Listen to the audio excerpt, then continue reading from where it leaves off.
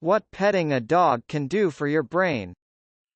On one side of the room sits the cutest life-size stuffed animal you've ever seen.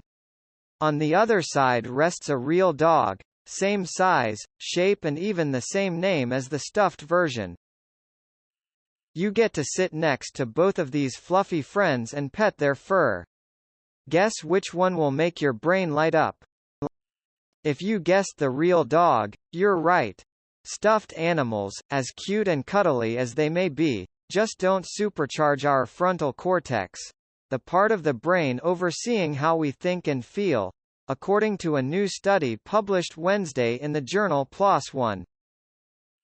We chose to investigate the frontal cortex because this brain area is involved in several executive functions, such as attention, working memory, and problem solving. But it is also involved in social and emotional processes, said study lead author Rahul Marti, a doctoral student in the Division of Clinical Psychology and Animal-Assisted Interventions at the University of Basel in Switzerland, in an email. Why is this finding important? It provides additional evidence that live-human-animal therapy interactions may boost cognitive and emotional activity in the brain, Marti said. If patients with deficits in motivation, attention, and socio-emotional functioning show higher emotional involvement in activities connected to a dog, then such activities could increase the chance of learning and of achieving therapeutic aims, she said. This latest study adds to existing research on the benefits of animal-assisted therapy in medically supervised neural rehabilitation for nervous system conditions, such as strokes, seizure disorders, brain trauma and infections. This is an interesting, rigorously conducted study that provides new insight into associations between human-animal interaction and regional prefrontal brain activity in healthy adults, said Dr. Tiffany Braley, an associate professor of neurology at the University of Michigan in Ann Arbor, who has published research on the connection between pet ownership and cognitive health.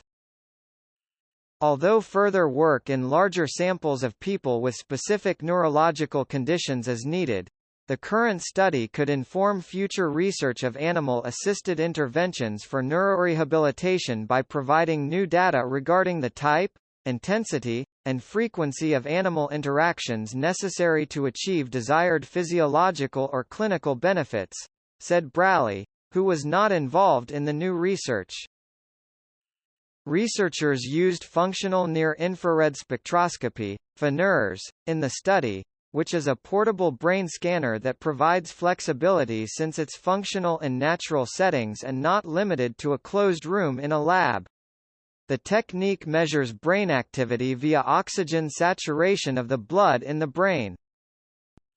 The study team fitted each of 19 participants with the scanner and asked them to observe and interact with one of 3 live dogs: a Jack Russell Terrier, a Goldendoodle and a Golden Retriever. First, study participants watched the dog from across the room. Then the dog sat next to them. Finally, each person was allowed to pet the dog.